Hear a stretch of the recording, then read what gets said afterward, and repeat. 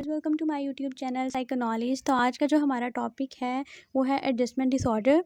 Adjustment disorder basically होता क्या है, उसकी कॉजेज़ क्या हैं और रिस्क फैक्टर कौन कौन से हैं। आज हम इन सब टॉपिक्स पे बात करेंगे और इसको ट्रीट कैसे किया जाता है ये भी डिस्कस करने वाली हूँ मैं आप लोगों के साथ। तो जो लोग मेरे चैनल पर नए हैं काइंडली जल्दी से चैनल को सब्सक्राइब कर लें और बेल आइकन क्लिक कर दें ताकि मेरी वीडियोज़ आप तक टाइम पर पहुँच ही रहें। स्टार्ट करते हैं अपना आज का टॉपिक। सबसे पहले बात कर लेते हैं ओवरव्यू की। ओवरव्यू में अगर बात की जाए तो कॉमन डिसऑर्डर होता है एडजस्टमेंट डिसऑर्डर। जो है वो कॉमन डिसऑर्डर है जो कि 5 to 8 लोगों में प्रेजेंट होता है। फीमेल में ये डिसऑर्डर सबसे ज़्यादा पाया जाता है। अनएक्सपेक्टेड लाइफ इवेंट की वजह से डिसऑर्डर होता है। इसके अलावा स्ट्रेस जो है वो भी हर किसी पर्सन की लाइफ में होती है, तो वो लोग भी जो ज़्यादा स्ट्रेस लेते हैं वो भी इस डिसऑर्डर का शिकार हो सकते हैं। इसके अलावा लाइफ चेंजेस भी इसकी वजह बन सकती हैं। लाइफ चेंजेस इस तरह के, अगर एक स्कूल गोइंग बच्चा है, ठीक है, उसने स्कूल जा रहा है और उसका स्कूल चेंज कर दिया जाए तभी उसको काफ़ी परेशानी का सामना करना पड़ जाता है। नए स्कूल में नए टीचर्स होते हैं, बच्चों से उसका तारुफ करना, उनसे इंटरेक्शन करना, फ्रेंडशिप करना मुश्किल हो जाता है, तो वो भी स्ट्रेस में जा सकता है। इसके अलावा अगर ट्रांसफ़र होए किसी पर्सन की तो भी उसको मुश्किल का सामना करना पड़ता है। शादी में भी एक जो पर्सन है उसको जो लड़की है उसको मुश्किलात का सामना करना पड़ता है। लोगों को समझना, वहाँ पे जाना, एडजस्ट करना, ये सब टेंशन क्रिएट करने वाली बातें हो जाती हैं।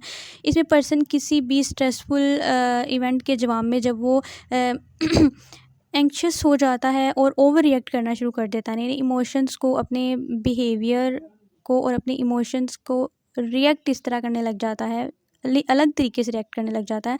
तभी होता है कि पर्सन की जो चेंजेस होती है ना, वो अपनी उन चेंजेस के साथ एडजस्ट नहीं कर पा रहा होता, इसी वजह से उस तरह रिएक्ट करता है। पर्सन अगर उसका रिलेशनशिप चल रहा है, ठीक है, उस फर्स्टली तो वो स्लोली चलता जा रहा है, बहुत अच्छे से चलता जा रहा है, लेकिन लास्ट में प्रॉब्लम्स आने लग जाती हैं तो पर्सन जो है वो डिप्रेस हो जाता है, स्ट्रेस फील करना शुरू कर देता है।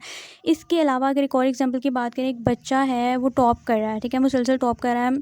फर्स्ट टाइम तो वो उसके लिए नॉर्मल होगा, लेकिन जब वो लास्ट में जब अगले ही दफ़ा जब उसको पोजीशन लेनी पड़ेगी तो उसके ऊपर स्ट्रेस ज़्यादा होगा। वो अपनी उस पोजीशन को मेंटेन करने के लिए कोशिश करेगा, तो इस तरह भी स्ट्रेस जो है पर्सन की लाइफ में आ सकता है। इसके अलावा इसके रिस्क फैक्टर की अगर बात की जाए तो स्ट्रेसफुल इवेंट्स जो होते हैं पर्सन को फेस करने पड़ते हैं, वो भी बहुत अहम किरदार अदा करते हैं एडजस्टमेंट डिसऑर्डर में, ठीक है। स्ट्रेस अगर पर्सन की ज़िंदगी के अंदर आएगा तो अभी पर्सन इस डिसऑर्डर में जाने के उसके चांसेस हो सकते हैं, वो इससे ओवरकम नहीं कर सकता। इसके अलावा लाइफ एक्सपीरियंसेस जो है, अगर पर्सन को नेगेटिव भी हो सकते हैं, वो पॉजिटिव हो सकते हैं, उसमें भी पर्सन पर ये डिसऑर्डर जो है वो उसको हो सकता है। अगर हम बात करें इसके ट्रीटमेंट की, तो इसका ट्रीटमेंट कैसे किया जा सकता है। ट्रीटमेंट इसका जो है वो मेडिकेशंस के थ्रू भी किया जा सकता है। इसके अलावा साइकोथेरेपीज़ होती हैं, टॉक थेरेपी होती है, इसके थ्रू किया जा सकता है। मेडिकेशंस के थ्रू अगर पर्सन जो है उसकी सिचुएशन बहुत सीवियर है, उसको सुसाइडल थॉट्स आते हैं, तब उसको मेडिकेशन रेकमेंड की जाती है।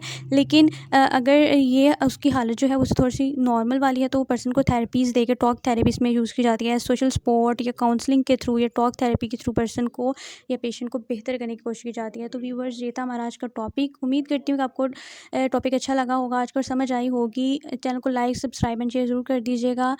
मिलते हैं अपनी नेक्स्ट वीडियो में, तब तक के लिए अल्लाह हाफिज़।